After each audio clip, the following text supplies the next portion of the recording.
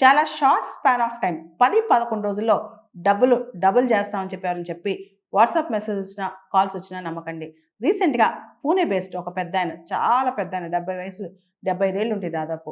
ఆయన 12,30,00,000 ఇన్వెస్ట్‌మెంట్ ఫ్రాడ్‌కి గురయ్యారు.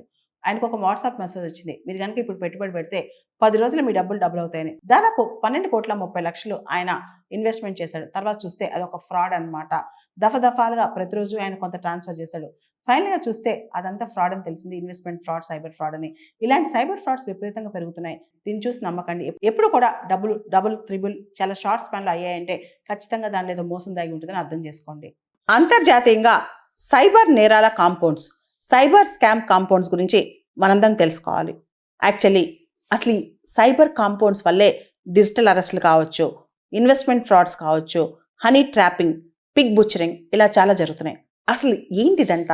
Cyber compounds అంటే ఏంటి? మనకి Myanmar, Thailand, Laos, Cambodia, Vietnam ఈ సౌత్ ఈస్ట్ ఏషియన్ దేశాల్లో సైబర్ కాంపౌండ్స్ లేదా సైబర్ స్కామ్ కాంపౌండ్స్ ఆపరేట్ అవుతున్నాయి. చాలా జైలు లాంటి పెద్ద పెద్ద గోడలు ఉంటాయి. బయట ప్రైవేట్ సైన్యం కాపలా కాస్తూ ఉంటుంది.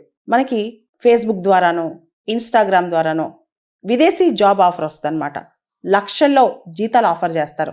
నిజమని నమ్మి మనం అప్లై చేసామనుకోండి, అక్కడే మోసపోతాం. అంతేకాదు కొన్నిసార్లు ఏజెంట్ల ద్వారా కూడా 2-3 లక్షలు వాళ్ళకి కట్టి మరీ వెళ్ళి ఇలాంటి సైబర్ నేరగాళ్ల చెరలో పడిపోతున్నారు మన యువకులు. ఇక్కడ గమనిస్తే కనుక చాలామందికి విదేశాల్లో ఉద్యోగం చేయాలని లేదా ఇక్కడ ఉద్యోగాలు లేక మనం ఎంప్లాయ్మెంట్ కోసం ఇతర దేశాలకు వెళ్ళాలని కోరిక కలిగి ఉంటారనమాట. లేదా ఎక్కువ సంపాదన వస్తున్నాను అని చెప్పి దాంతో జాబ్కి అప్లై చేస్తారు. ఎక్కడైతే ఐటీ రిలేటెడ్ జాబ్స్ కావచ్చు, డేటా ఎంట్రీ ఆపరేటర్స్ కావచ్చు, టెక్నాలజీ రిలేటెడ్ జాబ్స్ కావచ్చు, వీటికి సంబంధించిన యాడ్స్ రాగానే మన యువత కొంతమంది నిజంగా ఫారెన్లో జాబ్ కదా, మనకి మంచి జీతం వస్తుంది కదా అని అప్లై చేస్తారు. చేసిన తర్వాత ట్రావెల్ వీసా అంటే టూరిస్ట్ వీసా లాంటి వాళ్ళే ఇప్పించి మనకి టికెట్లు కూడా బుక్ చేస్తారు. బుక్ చేసిన తర్వాత మనం ఆ కంట్రీలోకి దిగంగానే, థాయిలాండ్ లాంటి దేశాల్లో దిగంగానే ఎవరైతే ఈ చైనీస్ హ్యాండ్లర్స్ ఉంటారో, ఎవరైతే ఈ సైబర్ ఫ్రాడ్స్ పాల్పడతారో వాళ్ళని మనం తీసుకెళ్ళిపోయి ఈ కాంపౌండ్స్ చేరేస్తారు. కొన్ని సందర్భాల్లో థాయిలాండ్లో దిగామనుకోండి, మయన్మారో, కాంబోడియా పక్క దేశాల్లో 10-12 గంటలు 20 గంటలు మనకి ఎక్కడికి వెళ్తున్నామో అర్థం కాకుండానే తీసుకెళ్ళిపోతారు. తీసుకెళ్ళిన తర్వాత మనకి ఏ ఉద్యోగం అక్కడ కనిపించదు. కేవలం ఆ కాంపౌండ్ లోపలే ఉండాలి. మన పాస్పోర్ట్, మన డాక్యుమెంట్స్, మన వీసా అన్నీ లాగేసుకుంటారు. మన ఫోన్ కూడా లాగేసుకుంటారు. లాగేసేసుకుని అక్కడే కూర్చోబెట్టి 20-25 గంటలు అంటే కంప్లీట్గా మన చేత పని చేయించుకుంటూ ఉంటారనమాట. ఏం పనో తెలుసా? ఆ పని ఇన్వెస్ట్మెంట్ ఫ్రాడ్స్ చేయటం, డిజిటల్ అరెస్టులు చేయటం, హనీ ట్రాపింగ్ చేయటం. చేయకపోతే హింసిస్తారంట. హింసించడం కాదు, భయంకరంగా కొట్టడం, లేదా కరెంట్ షాక్లు ఇవ్వటం, లేకపోతే కొన్నిసార్లు బయటకు వెళ్ళడానికి ట్రై చేస్తే కాల్ చేయడం, ఇవి చేస్తారంట. దాంతో ఎవరైతే దానిలో ఇరుక్కుపోయారో వాళ్ళు భయపడిపోయి అక్కడ పనిచేస్తూనే ఉంటారనమాట. ఇంక జీతం ఎవరు ఎంత కావాలో అంత కొంచెం ఆహారం పెట్టి అక్కడే ఉంచేసుకుని ఆ కాంపౌండ్ వాళ్ళ నుంచి బయటికి కూడా రానిరంట. అటువంటి టైంలో ఇంటికి ఫోన్ చేయాలన్నా ఎప్పుడన్నా ఒకసారి అది కూడా వాళ్ళు కాపలా కాస్తూ ఉంటారంట, మనం ఏం మాట్లాడతాము అని. సో ఇటువంటి దారుణమైన కండిషన్స్లో చాలామంది ఇండియన్స్ కూడా అక్కడ ఉండిపోయారంట. ఇండియన్సే కాదు, శ్రీలంక, పాకిస్తాన్, బంగ్లాదేశ్, కొంతమంది మిడిల్ ఈస్ట్ నుంచి వచ్చిన యువత వీళ్ళందరూ కూడా ఇలా ఇరుక్కుపోయి అక్కడ సైబర్ కాంపౌండ్స్లో, ఈ క్రైమ్ కాంపౌండ్స్లో పనిచేయాల్సిన పరిస్థితి అంట. మయన్మార్లో కేకే పార్క్ అనే ప్రాంతంలో ఇలాంటి 7-8 సైబర్ స్కామ్ కాంపౌండ్స్ ఉన్నాయంట. అంతేకాదు అక్కడ ఒక్కొక్క సైబర్ స్కామ్ కాంపౌండ్ ఒక్కొక్క ఫ్రాడ్కి ఇన్ఫేమస్ అనమాట.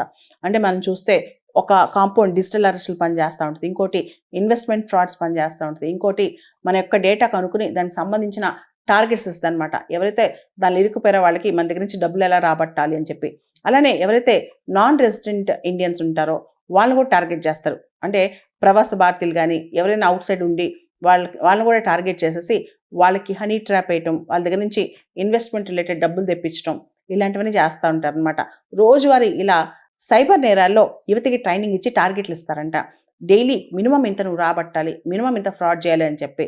ఇలా చాలా ఏఐ యూజ్ చేస్తారంట, రకరకాల కొత్త టెక్నాలజీస్ యూజ్ చేస్తారంట. కాబట్టి విదేశీ ఉద్యోగాలు అని చెప్పి మనం ఎవరికి పడితే వాళ్ళకి అప్లికేషన్ పంపిస్తే మనం వారి బారిన పడి మన జీవితాలు కోల్పోయే ప్రమాదం ఉంది. అంతేకాదు ఎవరైనా ఏజెంట్స్ మనం మోసం చేస్తారని డౌట్ వచ్చినా లేదా దొంగ అడ్వర్టైజ్మెంట్ చూసినా మనం చాలా అప్రమత్తంగా ఉండాలి. మన భారతదేశానికి చెందిన చాలామంది యువత ఎవరైతే ఈ సైబర్ స్కామ్ కాంపౌండ్స్ ఇరుక్కుపోయారో వాళ్ళని కొంతమందిని దేశం రక్షించిందనమాట. దానిలో ఏపీకి చెందిన యువత కూడా ఉన్నారు.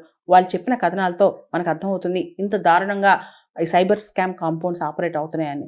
ఈ సైబర్ స్కామ్స్ అనేవి లేదా సైబర్ ఫ్రాడ్స్ అనేవి $multi-billion బిజినెస్ అయిపోయిందనమాట.